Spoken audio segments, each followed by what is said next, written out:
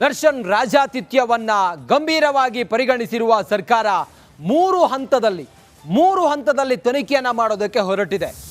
ಒಂದು, ಆಂತರಿಕವಾಗಿ ಅಧಿಕಾರಿಗಳು ಕೂಡ ಇದರಲ್ಲಿ ಭಾಗಿಯಾಗಿದ್ದಾರೆ ಅನ್ನುವ ಆರೋಪ ಇರೋದ್ರಿಂದಾಗಿ ತನಿಖೆ ನಂಬರ್ 1 ಜೈಲಾಧಿಕಾರಿಗಳ ಆಂತರಿಕ ತನಿಖೆ ಮಾಡ್ತಾರೆ.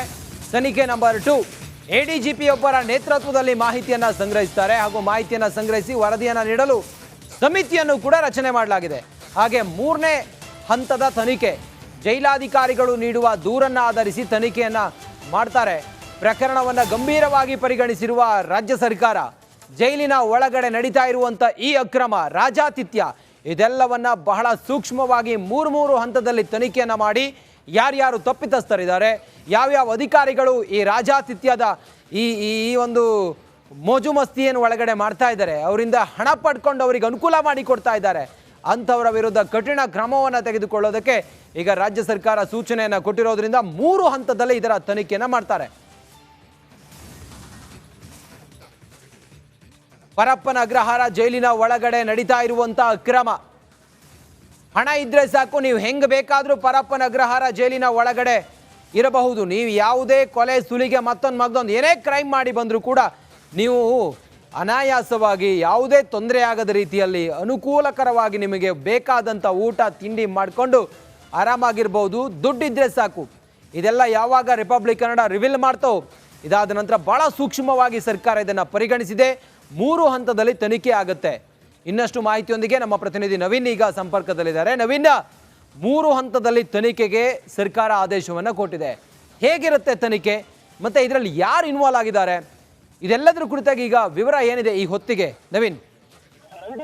ಪರಪ್ಪನ ಅಗ್ರಹಾರದಲ್ಲಿ ಇವತ್ತು ಏನು ಈ ಒಂದು ದರ್ಶನ್ ಹಾಗೂ ವಿಲ್ಸನ್ ಗಾರ್ಡನ್ ನಾಗ ಸೇರಿದಂತೆ ರೌಡಿ ಶೀಟರ್ಗಳ ಜೊತೆ ದರ್ಶನ್ ಇರುವ ವಿಡಿಯೋ ಫೋಟೋ ಒಂದು ವೈರಲ್ ಆಗಿತ್ತು. ಅದಾದ ಬಳಿಕ ದರ್ಶನ್ ಜೈಲಿನಿಂದಲೇ ಹೊರಗಡೆ ಬೇರೆಯವ್ರ ಜೊತೆ ವಿಡಿಯೋ ಕಾಲ್ ಮೂಲಕ ಮಾತನಾಡುವ ಏನು ಒಂದು ವಿಡಿಯೋ ಯಾವಾಗ ಸಿಗುತ್ತೋ ಆಗ ಏನು ಗೃಹ ಇಲಾಖೆ ಈ ಒಂದು ಪ್ರಕರಣವನ್ನ ಗಂಭೀರವಾಗಿ ಪರಿಗಣಿಸಿ ಇವತ್ತು ಬೆಳಿಗ್ಗೆ ಎಡಿಜಿಪಿ ಮಾಲಿನಿ ಹಾಗೂ ಮಾಲಿನಿ ಕೃಷ್ಣಮೂರ್ತಿ ಮತ್ತು ಗೃಹ ಸಚಿವರಾದ ಪರಮೇಶ್ವರ್ ಅವರು ಖುದ್ದು ಪರಪ್ಪನ ಅಗ್ರಹಾರ ಜೈಲಿಗೆ ಆಗಮಿಸಿ ಈ ಒಂದು ಪ್ರಕರಣಕ್ಕೆ ಸಂಬಂಧಪಟ್ಟಂತೆ ಒಂದಷ್ಟು ಮಾಹಿತಿಯನ್ನ ಪಡೆದಿದ್ದಾರೆ.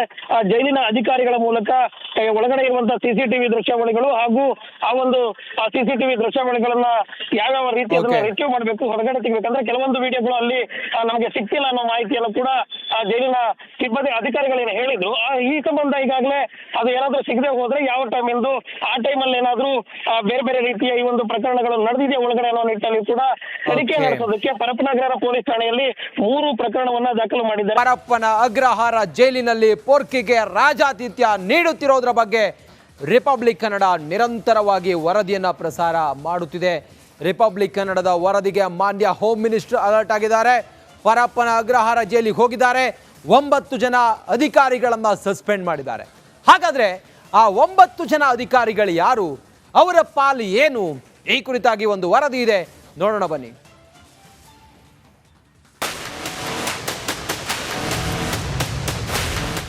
7 ಜನ ಅಧಿಕಾರಿಗಳನ್ನು ಈಗ ಸಸ್ಪೆಂಡ್ ಮಾಡಿದ್ದಾರೆ.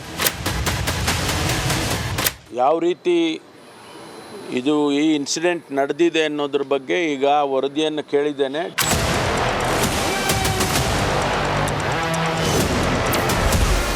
ರಿಪಬ್ಲಿಕ್ ವರದಿ ಬೆನ್ನಲ್ಲೇ ಗೃಹ ಇಲಾಖೆ ಅಲರ್ಟ್. 7 ಜೈಲಾಧಿಕಾರಿಗಳನ್ನ ಅಮಾನತುಗೊಳಿಸಿ ಆದೇಶ. ರೇಣುಕಸ್ವಾಮಿ ಕೊಲೆ ಆರೋಪದಲ್ಲಿ ಜೈಲು ಸೇರಿರುವ ಪೊರ್ಕಿ ಕಂಬಿಗಳ ಹಿಂದೆ ಬಿಂದಾಸ್ ಲೈಫ್ ಅನ್ನ ಲೀಡ್ ಮಾಡ್ತಿದ್ದಾರೆ. ವಿಲ್ಸನ್ ಗಾರ್ಡನ್ ನಾಗ ಸೇರಿ ಉಳಿದ ಆರೋಪಿಗಳ ಜೊತೆ ಟೀ ಕುಡಿಯುತ್ತಾ ಹರಟೆ ಹೊಡೆಯೋ ಫೋಟೋಗಳು ರಿವೀಲ್ ಆಗಿದ್ವು. ಈ ಕುರಿತು ರಿಪಬ್ಲಿಕ್ ಕನ್ನಡ ಸಾಲು ವರದಿ ಪ್ರಸಾರ ಮಾಡಿತ್ತು. ಇದಕ್ಕೆ ಬೆಚ್ಚಿದ್ದ ಗೃಹ ಇಲಾಖೆ 7 ಅಧಿಕಾರಿಗಳನ್ನ ಅಮಾನತು ಮಾಡಿ ಆದೇಶ ಹೊರಡಿಸಿದೆ.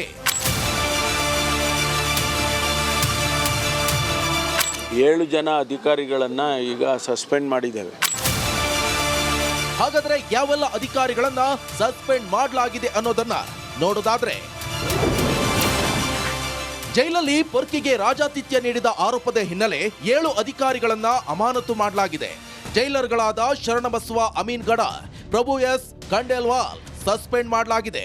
Assistant jailers LS Tippeswamy, Srikanth Talawar, head warder Venkappa Korti, Sampath Kumar ಹಾಗೂ ವಾರ್ಡರ್ ಬಸಪ್ಪ ತೇಲಿ ಅವರನ್ನ ಗೃಹ ಇಲಾಖೆ ಅಮಾನತುಗೊಳಿಸಿದೆ.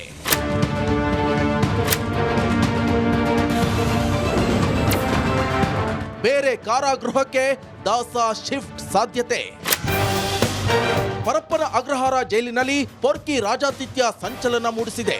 ಸೆಂಟ್ರಲ್ ಜೈಲಿನಿಂದ ದಾಸ ಶಿಫ್ಟ್ ಮಾಡುವ ಬಗ್ಗೆ ಗೃಹ ಸಚಿವ ಡಾಕ್ಟರ್ ಜಿ ಪರಮೇಶ್ವರ್ ಮುನ್ಸೂಚನೆ ನೀಡಿದ್ದಾರೆ.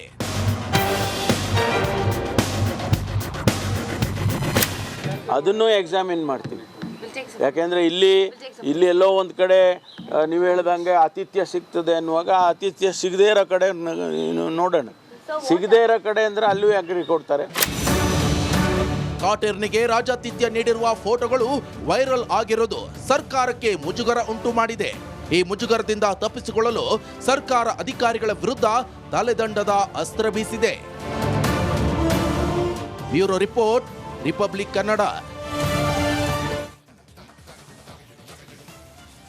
ಪರಪ್ಪನ ಅಗ್ರಹಾರ ಜೈಲಿನಲ್ಲಿ ರಾಜಾತಿಥ್ಯ ನೀಡ್ತಾ ಇದ್ದಾರೆ ಅನ್ನುವ ಆರೋಪದ ಹಿನ್ನೆಲೆ ಸ್ಥಳೀಯರೆಲ್ಲರೂ ಕೂಡ ಕೆಂಡ ಕಾರ್ತಾ ಇದ್ದಾರೆ. ಯಾಕಂತ ಹೇಳಿದ್ರೆ ಪರಪ್ಪನ ಅಗ್ರಹಾರ ಜೈಲಿನ ಸುತ್ತಮುತ್ತ ಜಾಮಾರ್ ಹಾಕಿ ಒಂದು ಕಾಲ್ ಮಾಡೋಕ್ಕಾಗಲ್ಲ, ನೆಟ್ವರ್ಕ್ ಸಿಗಲ್ಲ, ಜನ ಪರದಾಡ್ತಾ ಇದ್ದಾರೆ ಪ್ರತಿದಿನವೂ ಕೂಡ.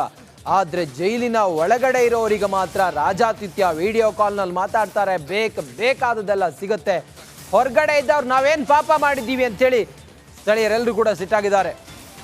ಜೈಲಿನ ಸುತ್ತಮುತ್ತ ಮೊಬೈಲ್ ಜಾಮರ್ ಹಾಕಿದ್ದಾರೆ. ನಮಗೆ ಜಾಮರ್ನಿಂದ ಸಮಸ್ಯೆ ಆಗ್ತಾ ಇದೆ, ಆದರೆ ಜೈಲಿನ ಒಳಗಡೆ ಇದ್ದವರಿಗೆ ಸಿಗ್ನಲ್ ಸಿಗ್ತಾ ಇದೆ, ಅವರು ಆರಾಮಾಗಿದ್ದಾರೆ, ಐಷಾರಾಮಿಯಾಗಿದ್ದಾರೆ ಅಂತೇಳಿ ಹೇಳಿದ್ದಾರೆ. ಹಾಗಾದ್ರೆ ಏನು ಹೇಳಿದ್ದಾರೆ ಪರಪ್ಪನ ಅಗ್ರಹಾರ ಸುತ್ತಮುತ್ತ ಜನ, ಸ್ಥಳೀಯರು ಏನು ಹೇಳಿದ್ದಾರೆ ನೋಡೋಣ ಬನ್ನಿ. ಪರಪ್ಪನ ಅಗ್ರಹಾರ ಜೈಲಿನ ಒಳಗೆ ದರ್ಶನ್ ಮತ್ತು ವಿಲ್ಸನ್ ಗಾರ್ಡನ್ ನಾಗ ಸೇರಿದಂತೆ ಅವರ ಬೆಂಬಲಿಗರು ಮೊಬೈಲ್ ಬಳಕೆ ಮಾಡಿದ್ದು, ಆ ಫೋಟೋ ಈಗ ಮತ್ತೆ ವಿಡಿಯೋ ಕಾಲ್ ಏನು ಹೊರಗಡೆ ಲೀಕ್ ಆದ ನಂತರ ಈಗ ಸ್ಥಳೀಯರು ಒಂದಷ್ಟು ಆಕ್ರೋಶವನ್ನು ಹೊರ ಹಾಕ್ತಾ ಇರುವಂಥದ್ದು. ಅದೇನಂತ ಹೇಳಿದ್ರೆ ಜೈಲಿನ ಒಳಗಡೆ ಮೊಬೈಲ್ ಬಳಕೆ ಆಗ್ತಿದೆ, ಆದರೆ ಹೊರಗಡೆ ಜಾಮರ್ ಹಾಕಿದ್ದಾರೆ. ಇದನ್ನ ಹಲವಾರು ಬಾರಿ ವಿರೋಧಿಸಿದೆಯೋ, ಆದರೆ ಯಾವುದೇ ಕ್ರಮ ಕೈಗೊಂಡಿಲ್ಲ ಅಂತೇಳಿ ಆಕ್ರೋಶವನ್ನು ವ್ಯಕ್ತಪಡಿಸ್ತಿದ್ದಾರೆ. ನನ್ನ ಜೊತೆ ಇಲ್ಲಿ ಸ್ಥಳೀಯರಿದ್ದಾರೆ, ಅವ್ರನ್ನ ಮಾತಾಡ್ತಿದ್ದಾರೆ. ಸರ್, ಈಗ ಜೈಲು ಒಳಗಡೆ ಈ ರೀತಿ ಒಂದು ಮೊಬೈಲನ್ನು ಬಳಕೆ ಮಾಡಿದ್ದಾರೆ, ಫೋಟೋ ವಿಡಿಯೋ ರಿಲೀಸ್ ಆಗ್ತಿದೆ. ಹೊರಗಡೆ ನೀವೆಲ್ಲ ಇಲ್ಲಿ ಇದ್ದೀರಿ, ಇಲ್ಲಿ ಮೊಬೈಲ್ಗೆ ನೆಟ್ವರ್ಕ್ ಸಿಗ್ತಿಲ್ಲ ಅಂತ ಹೇಳಿದ್ರೆ ಏನು ಹೇಳ್ತೀರಿ? ನಾವು ಪರಪ್ಪನಗ್ರಹಾರ ಜೈಲಿನ ಆವರಣದಲ್ಲಿ ನಾವು ಸ್ಥಳೀಯರು ನಾವು ನಾಗನಾಥಪುರದಲ್ಲಿ ವಾಸ ಮಾಡ್ತಿದ್ದೀವಿ.